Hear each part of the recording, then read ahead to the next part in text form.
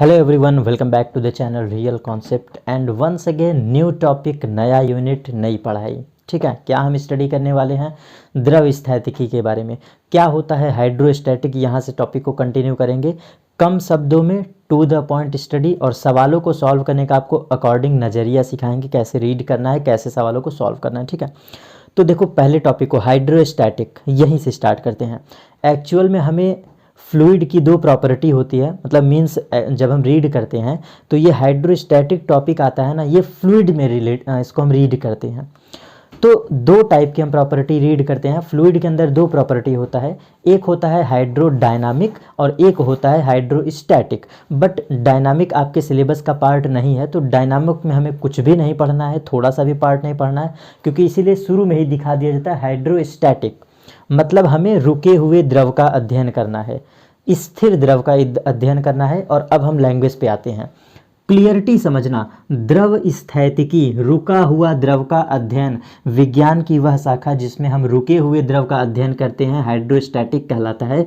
It means a branch of physics which we deal static fluid, this is called hydrostatic. पूरी ये branch ही है बेटा, fluid की पूरी अलग ही ब्रांच है ये। तो बेसिक लैंग्वेज हमने बताया। आपको क्या पढ़ना है? हमें प्रेशर से स्टार्ट करना है पढ़ाई। दाब क्या होता है, प्रेशर से स्टार्ट करना है। तो चलो स्टार्ट करते हैं अपने टॉपिक को। ठीक है, प्रेशर से। What is pressure? प्रेशर से, जिसको हम लोग दाब कहते हैं, प्रेशर इज इक्वल टू दाब। और एक लैंग्वेज आपको यहाँ पे क्लियर करूँ, क्योंकि कम शब्दों में बहुत अच्छे से समझना है। प्रेशर का formula P is equal to F/A होता है। Pressure is equal to force upon area. तो पहले मैं थोड़ा लिखता हूँ, फिर आपको समझाता हूँ चीज़ें कि मैं कहना क्या चाह रहा हूँ। Force upon area. लैंग्वेज आपकी यहीं से बन के तैयार हो गई। आई होप आप मुझसे बहुत शुरू से पढ़ रहे हैं तो खुद ही समझे होंगे। मैं हर एक लैंग्वेज को फॉर्मूले से लैंग्वेज बनाता हूँ, खुद देखो। P is equal to F/A, it means force upon area. अब लैंग्वेज को समझना, मतलब कोई फोर्स हो, कोई भी फोर्स हो, acting force which is act on a body per unit area, मतलब a force which is working on a per unit area, प्रति एकांक क्षेत्रफल पर लगाया गया बल दाब कहलाता है।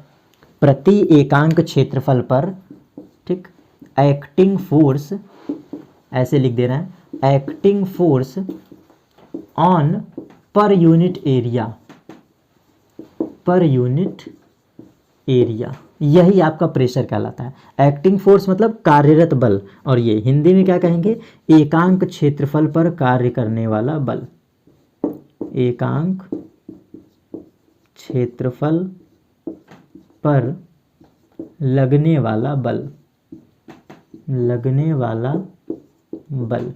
ठीक है, इतनी बातें क्लियर? यही आपका फोर्स है। तुमको मैं मतलब आप लोग को एक अच्छी बात समझाते हैं। कभी भी सवाल को रीड करो, एक्चुअल में force define, sorry pressure define ही होता है सिर्फ और सिर्फ पर यूनिट एरिया पे। एक प्रत्यक्ष उदाहरण, जैसे फॉर एग्जांपल ये मेरे दो हाथ हैं, अगर मैं इस पर फोर्स अप्लाई करूं, फोर्स अप्लाई करूं, तो ये जो मेरा हाथ जो कवर कर रहा है ना area, this is called pressure. तो ये हाथ का एरिया देख रहा हो ना, this is called pressure, acting force पर यूनिट एरिया। और दूसरी खूबी होती है, अगर थोड़ा सा अपर लैंग्वेज में बात कर ले, तो इसी फोर्स को हम लोग कहते हैं normal force. Same as it is, ऐसे प्रत्यक्ष देखो, ये हम फोर्स जब लगाते हैं तो ये नॉर्मल है कि नहीं? क्यों? परपेंडिकुलर वर्क कर रहा है। तो यहां पे हम ये भी कहते हैं नॉर्मल फोर्स, नॉर्मल फोर्स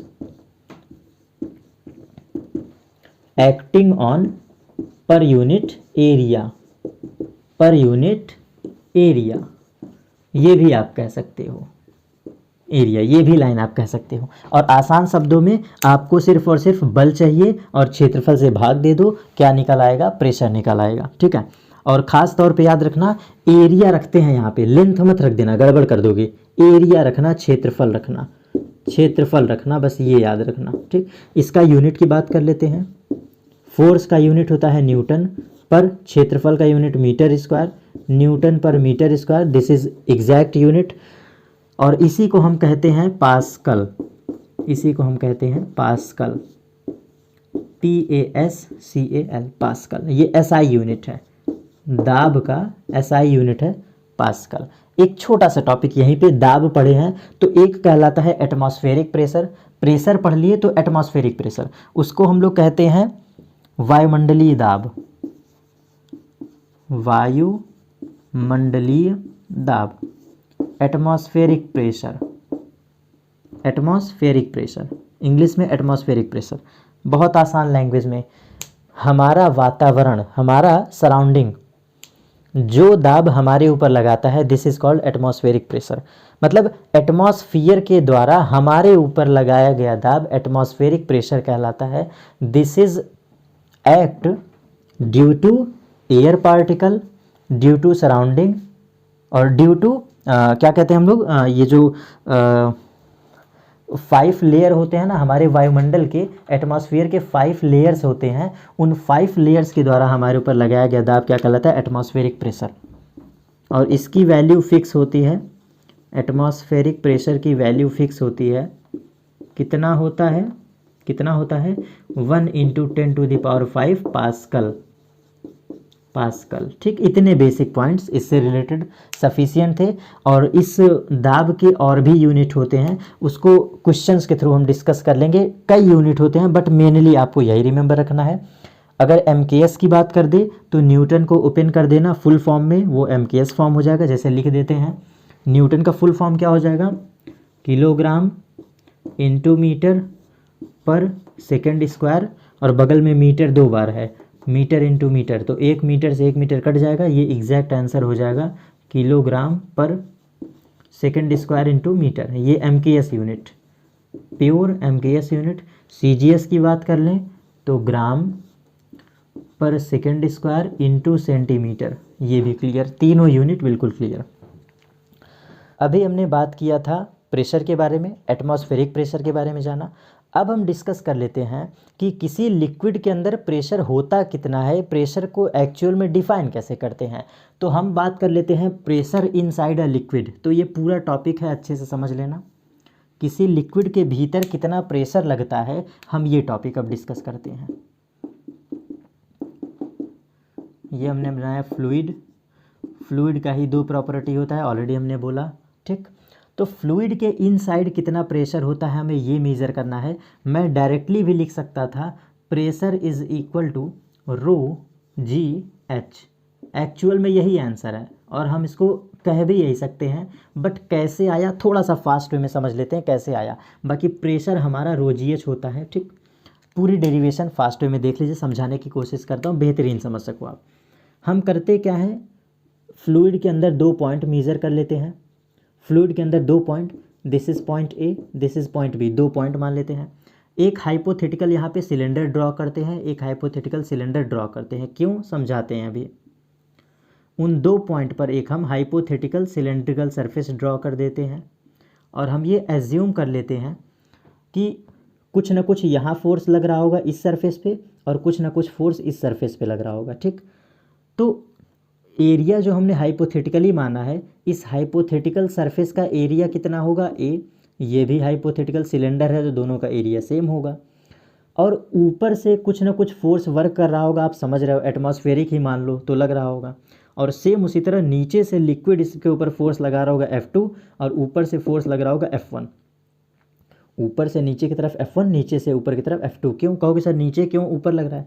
बेटा लिक्विड के इनसाइड ना तरल ऊपर की तरफ बल लगाता है, अभी आगे डिस्कस करेंगे उत्प्लावन बल। उससे पहले वो चीज़ समझा दूं, एक्चुअल में जब किसी फ्लूइड के अंदर हम प्रेशर मेज़र करते हैं या कोई भी वस्तु रखते हैं तो रियल में तरल हमारा फोर्स लगाता है अपर साइड, इसलिए हमने F2 माना। और यहाँ पे हम न्यूटन का इक्वेशन अप्लाई करते हैं। न्यूटन का समीकरण कैसे, इस बॉडी का कुछ ना कुछ मास रहा होगा भाई, जो पानी है नीचे की तरफ mg वर्क करेगा एक फोर्स, यहाँ पे एक फोर्स वर्क करेगा mg नीचे की तरफ mg, और उसी तरह से ऊपर से एक फोर्स सपोर्ट कौन कर रहा है F1 और विरोध कौन कर रहा है F2, यही 3 फोर्स वर्क कर रहे हैं। तो हम एज्यूम कर लेते हैं कि 2 पॉइंट के बीच का हाइट अगर h है, 2 पॉइंट के बीच का हाइट h है और इसका वॉल्यूम कुछ ना कुछ हो, वॉल्यूम मतलब कुछ ना कुछ हो। तो ज़रा समझना, हम इक्वेशन बैलेंस करना चाहेंगे तो क्या लिखेंगे, F + mg, according to rule पूरा समझा दे रहा हूँ, F1 प्लस mg, क्यों? दोनों फोर्स एक दिशा में हैं, जुड़ जाएंगे, इज इक्वल टू F2, ये विपरीत दिशा में है। तो F1 प्लस F2 यहाँ से हम लिख सकते हैं F1 minus F2 plus mg is equal to 0। और फोर्स बराबर होता है प्रेशर इंटू एरिया। जस्ट अभी थोड़ी देर पहले हम पढ़े थे pressure is equal to force upon area, तो फोर्स बराबर प्रेशर इंटू एरिया। तो F1 की जगह क्या लिखोगे? P1 into area, P1 into area minus symbol, यहाँ पे P2 इंटू एरिया ये रखोगे, और प्लस मास की जगह पे V, ठीक है, रो जी बराबर 0। और वॉल्यूम बराबर हम क्या लिख सकते हैं? इसका वॉल्यूम क्या है? H इंटू एरिया, यहाँ पे लिखो H इंटू लिखो एरिया इंटू लिखो रो इंटू लिखो G बराबर 0। और यहाँ पे क्या लिखे हो? P1A माइनस P2A, बीच में प्लस। इस सिंबल को सॉल्व करके खुद ब खुद देख लो, इक्वेशन के उस पार भेज दो, एरिया एरिया एरिया कट जाएगा, कॉमन ले लो, 0 से भाग दे दो, एरिया एरिया एरिया कट गया। तो ये पूरे डेरिवेशन के थ्रू हमारा मेन आंसर आया P2 minus P1 is equal to rho g h. ये आपका रियल जवाब है, विद डेरिवेशन हमने समझा दिया, क्योंकि यहाँ पे ना इक्वेशन लगती है, न्यूटन्स इक्वेशन लगता है।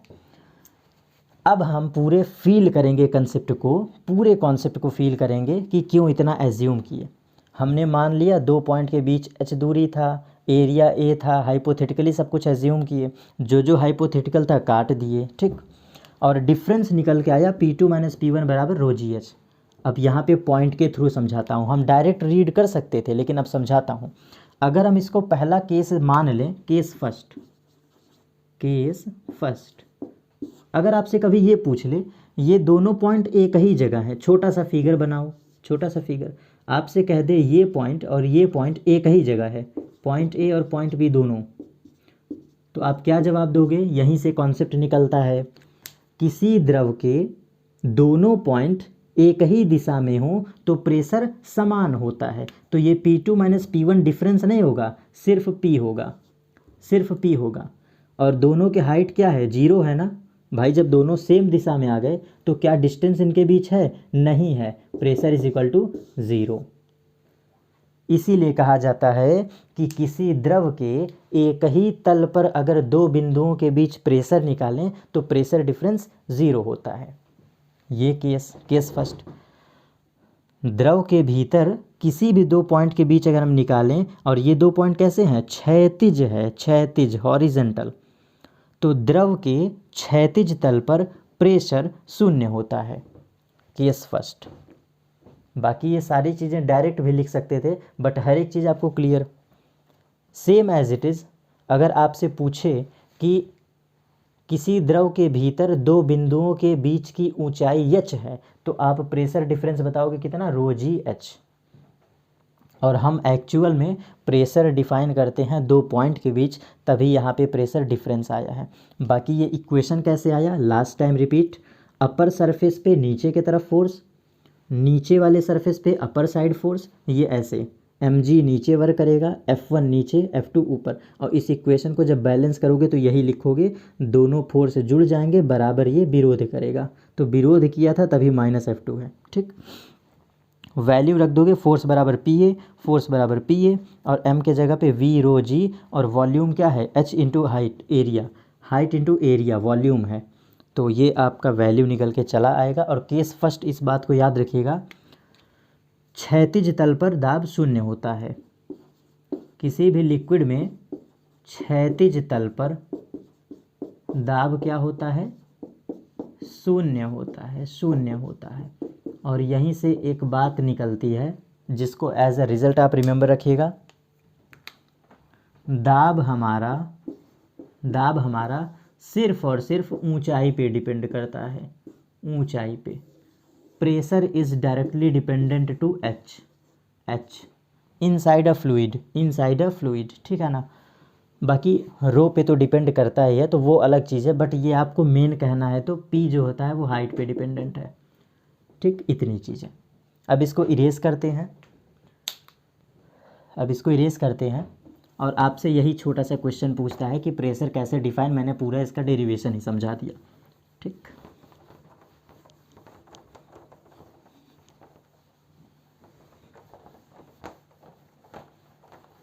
छोटे छोटे क्वेश्चन पूछते हैं, बिल्कुल छोटे छोटे, कि क्षैतिज तल पर दाब बताइए, दाब किस पर निर्भर करता है, किस पर नहीं निर्भर करता है। तो ये सारे छोटे पॉइंट्स यहाँ से इंक्लूड हो गए। अब अगर हम थोड़ा सा एक कदम और आगे चलें, थोड़ा सा और आगे चलें, तो हमारा आगे लॉ आता है पास्कल लॉ, क्योंकि इससे ज़्यादा आपको नहीं पूछेगा। छोटे से फिगर के थ्रू चलिए हम थोड़ा सा और एक्सप्लेन कर देते हैं। जिस भी फ्लूइड का हमें प्रेशर निकालना होता है, एक छोटा सा फिगर बना देते हैं। जिस भी प्रेशर का आपको फ्लूइड डिफाइन करना है, उसका क्या क्या चाहिए, रो चाहिए। रो का मतलब डेंसिटी, जो फॉर्मूले में रो आया था, दिस इज डेंसिटी। जी की value 9.8 metre per second square. H क्या था, 2 पॉइंट के बीच का distance, this is point A, this is point B. आपको समझाने के लिए फिगर में दिखता रहे, ठीक है ना। 2 पॉइंट के बीच का डिस्टेंस एच, तब आप जवाब दोगे रो जी एच, रो जी एच।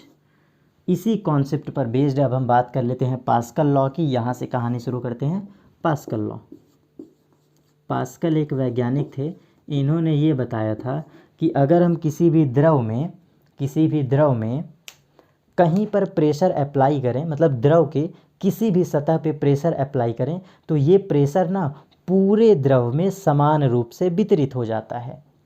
मीन्स अगर हम बड़ा सा ये डब्बा बनाते हैं, यहाँ पे हमारा फ्लूइड है, ये हमारा क्या है, फ्लूइड है। हम कहते हैं, फिगर के थ्रू समझना। फॉर एग्जांपल मेरा मन किया, मैंने यहाँ पर प्रेशर लगाया थोड़ी देर के लिए, मेरा मन किया, मैंने यहाँ प्रेशर लगाया, तो ये प्रेशर हर जगह समान रूप से फैल जाएगा। मेरा मन किया, मैंने यहाँ प्रेशर लगाया, तो मैंने प्रेशर अप्लाई किया, तो हर जगह समान रूप से फैल जाएगा। सेम एज इट इज़ यहाँ पे अगर मैंने प्रेशर लगाया तो वो समान रूप से फैल जाएगा। सेम एज इट इज़ अगर आप किसी तरह यहाँ प्रेशर लगा दो, यहाँ, तो ये पूरे द्रव में समान रूप से फैल जाएगा। अगर आप इधर से प्रेशर लगाओ तो ये पूरे द्रव में समान रूप से फैलेगा, मतलब यहाँ भी समान, यहाँ भी समान, यहाँ भी समान। आई होप पूरी बातें क्लियर हो गई होगी। इसी को कहते हैं पास्कल लॉ। यही बात उन्होंने कहा था कि किसी भी द्रव के किसी भी सतह पर कहीं पर भी प्रेशर अप्लाई करें तो पूरे द्रव में समान रूप से वितरित हो जाता है, जिसे हम कहते हैं पास्कल लॉ। और यही था हमारा इस शॉर्ट तरीके में पास्कल लॉ किसे कहते हैं। इसका एक बेहतरीन एग्जाम्पल है, लिफ्ट। इसको कहते हैं हाइड्रोलिक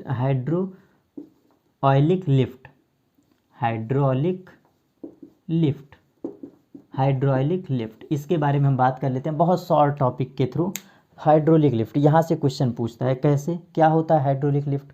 जितने भी गाड़ी के ब्रेक्स होते हैं, टू व्हीलर छोड़ दो, टू व्हीलर में मतलब ये बाइक वगैरह छोड़ दो, जो बहुत महंगी बाइक्स हैं उसमें वो भी कंसेप्ट यूज़ होता है, बट थोड़ा सा अपर बात कर लो। ट्रेन हो गया, बस हो गया, इंजन हो गया, ट्रक हो गया, जेसीबी हो गया, ट्रैक्टर हो गया, इन सभी में हाइड्रोलिक लिफ्ट का मीन्स हाइड्रोलिक ब्रेक का कंसेप्ट लगता है। दोनों का मतलब सेम ही है, ठीक, दोनों में कंसेप्ट सेम वर्क करता है। क्या कंसेप्ट है समझाते हैं। हम ऐसा एज्यूम करते हैं, हम ऐसा मान के एज्यूम करते हैं कि जो सरफेस है, चलो यहाँ पर फिगर बना देते हैं, यहाँ पे हम डिराइव कर देंगे। हम मान लिए थोड़ी देर के लिए ये एक छोटा सा कोई डब्बा है और हमने क्या किया, यहाँ पे प्रेशर अप्लाई किया। जैसे इसमें क्या भरा है, फ्लूइड भरा है, ये हमें इसमें फ्लूइड भरा है, ठीक, फ्लूइड भरा है। अब थोड़ी देर के लिए हमने मान लिया ये एरिया हमने कवर किया है, this area is A1, this area is A1, ये यहाँ का एरिया A1। उसी तरह से यहाँ का एरिया हो गया A2, this area is A2। Hydraulic brake में कंसेप्ट क्या लगता है, आप कहीं से भी फोर्स लगाओगे, प्रेशर लगाओगे, वो द्रव में समान रूप से वितरित हो जाएगा। उसी का example hydraulic lift, hydraulic brake. तो वही समझाता हूँ इस पर कंसेप्ट क्या लगता है। एक्चुअल में हाइड्रोलिक लिफ्ट का यूज़ ये होता है कि किसी छोटे एरिया पे फोर्स लगा करके बड़े एरिया को उठाया जाता है या दबाया जाता है, दोनों चीज़ें। ठीक, तो हमने एज्यूम कर लिया this area is A1, this area is A2, और दोनों कंसेप्ट में वर्क करेगा। हमने यहाँ पे अप्लाई किया F1 फोर्स, हमने अप्लाई किया F1 फोर्स। A1 उसका एरिया था, A1 इसका एरिया था, और हमने फोर्स अप्लाई किया F1। तो F1 फोर्स अप्लाई किए, एरिया A1, तो यहाँ का प्रेशर क्या हो जाएगा, खुद से सोचो। यहाँ का प्रेशर P1 बराबर F1 अपॉन A1, यही लिखोगे ना। ठीक, इसको लिखे रहने दो, इसको लिखे रहने दो। सेम उसी तरह से जब यहाँ पे हम फोर्स लगाए होंगे तो खुद से सोचो, जब यहाँ फोर्स लगाओगे तो ये सरफेस उठ जाएगा ना। जेन्युइन लाइफ में सोचो, एरिया यहाँ भी है, एरिया वहाँ भी है, मूवेबल है, हाइड्रोलिक लिफ्ट है, मूव कर रहा है। तो जब फोर्स अप्लाई करोगे तो यहाँ पे क्या संचरित होगा, प्रेशर। ये ऐसे प्रेशर लगेगा, ये ऐसे प्रेशर, ये ऐसे प्रेशर, ये ऐसे प्रेशर, उठ जाएगा। तो यहाँ पे अपर साइड फोर्स लगेगा, अपर साइड, इसका मतलब क्या है, कुछ ना कुछ तो यहाँ पे हुआ होगा, कुछ ना कुछ तो हुआ होगा, तो एरिया उठ गया होगा। कितने फोर्स से उठा होगा, कितना प्रेशर लगा होगा, समझना। अकॉर्डिंग टू प्रिंसिपल इनके, अकॉर्डिंग टू पास्कल लॉ, जितना फोर्स यहाँ पे अप्लाई किए, ये प्रेशर P1, और उसी तरह यहाँ पर अगर हम प्रेशर लिखना चाहें तो प्रेशर P2 बराबर F2 अपॉन A2, यही लिखोगे। प्रेशर P2 बराबर F2 अपॉन A2। सुनना मेरी बातों को, यहाँ का प्रेशर P2 बराबर F2 अपॉन A2 होगा। तो पास्कल लॉ कहते हैं कि कहीं पर अगर हम दाब लगाएं तो ये दोनों जगह समान वितरित होगा। तो हम उस इक्वेशन से लिख सकते हैं, इस इक्वेशन से लिख क्या सकते हैं, दोनों का इंडिविजुअल प्रेशर पता चल गया, और उस इक्वेशन को सॉल्व करें तो हम लिख सकते हैं F2 बराबर, जब इस इक्वेशन को सॉल्व करोगे तो F2 बराबर P2 इंटू A2 लिखोगे, यही लिखोगे बातें, P2 इंटू A2। अब ज़रा खुद से सोचो, पास्कल लॉ कहता है कि किसी द्रव में, किसी एक ही द्रव में प्रेशर जनरेट करें तो दोनों जगह समान वितरित होता है। तो यहाँ पे रूल क्या होगा, P2 बराबर P1, दोनों जगह का प्रेशर समान रहेगा, भले फोर्स अलग अलग लगे तो प्रेशर दोनों का सेम रहेगा। तो ये P2 की वैल्यू क्या रख दोगे, P1 की वैल्यू। तो अकॉर्डिंग टू रूल F2 बराबर प्रेशर की वैल्यू कितना, F1 upon A1, F1 upon A1, देखो ये लिखोगे F1 अपॉन A1 और multiplied by A2, multiplied by A2। और यहाँ से इस फार्मूले को हम कह सकते हैं कि इस हाइड्रोलिक ब्रेक पे इतना ब्रेक लगा, इतना फोर्स लगा होगा, मतलब इतने फोर्स से उठ गया होगा, या इतना फोर्स इसको प्राप्त हुआ होगा, क्योंकि अकॉर्डिंग टू पास्कल लॉ किसी एक द्रव में, सेम द्रव में दाब समान होता है। तो P2 बराबर P1, ये P1 की वैल्यू जैसे रखोगे ये फार्मूला बन गया। अब इस फार्मूले को ज़रा रीड करते हैं। पास्कल लॉ यही है कि दोनों जगह प्रेशर सेम होता है, तो इस फार्मूले को रीड करते हैं। F2 बराबर F1 upon A1 into A2, इसको थोड़ा डिफाइन करते हैं। ये रूल के थ्रू इस बात को कहते हैं कि ये हाइड्रोलिक ब्रेक में होता क्या है, कम फोर्स कम एरिया पर अप्लाई करके अधिक फोर्स हम जनरेट कर सकते हैं, अधिक फोर्स जनरेट कर सकते हैं। क्यों, क्योंकि सेम फ्लूइड में प्रेशर सेम होता है, तो कम बल लगा के ज़्यादा भारी वस्तुओं को उठा सकते हैं।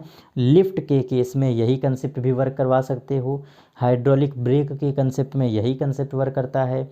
जहां आप देखे होंगे फोर व्हीलर्स को धुलवाने जाते हैं, जहां पे फोर व्हीलर्स धुले जाते हैं, वहां पर यही कंसेप्ट वर्क करता है। छोटे से एरिया पर प्रेशर अप्लाई करके पूरी गाड़ी को उठा दिया जाता है। ठीक, सेम इसी कंसेप्ट पे। तो ये क्यों ऐसा होता है, अगर एरिया छोटा है, अगर एरिया छोटा है, एरिया A2 बड़ा है, तो A2/A1, ये छोटा एरिया ज़्यादा फोर्स लगाएगा। खुद से देखो, छोटा एरिया ज़्यादा फोर्स लगाता है, इसीलिए हम ये वर्क करते हैं, इसीलिए ये लॉ अप्लाई करते हैं। छोटा एरिया ज़्यादा फोर्स लगाता है, ठीक है। और यहाँ पे और सपोर्टिव है, कुछ ना कुछ फोर्स मिला रहे हैं, तो ये F1 फोर्स और सपोर्ट कर देता है इसका, तो ये दोनों क्वांटिटीज़ मिलके एरिया A2 को उठा देती हैं। यही है आपका क्या, हाइड्रोलिक लिफ्ट, जिसमें पूरा कॉन्सेप्ट यही वर्क करता है। सवालों में थोड़ा सा वैल्यू घुमा सकता है, आप दोनों जगह का इंडिविजुअल प्रेशर निकालो और यही वाली वैल्यू वहाँ सब्सटीट्यूट कर दो, आंसर निकल के चला आएगा।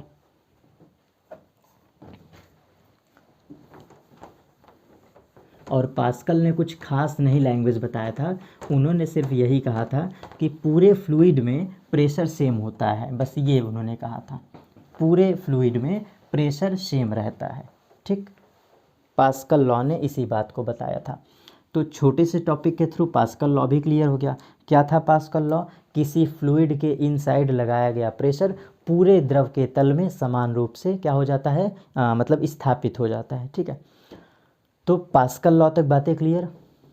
अब नेक्स्ट टॉपिक पर हम डिस्कस कर लेंगे किसके बारे में, मैनोमीटर के बारे में स्टडी कर लेंगे। मैनोमीटर का मेन कॉन्सेप्ट क्या है उसके बारे में अच्छे से डिस्कस कर लेंगे, और आर्किमिडीज प्रिंसिपल, ये दो टॉपिक एक साथ रीड कर लेंगे। मिलते हैं डियर स्टूडेंट्स नेक्स्ट टॉपिक पर। Thank you.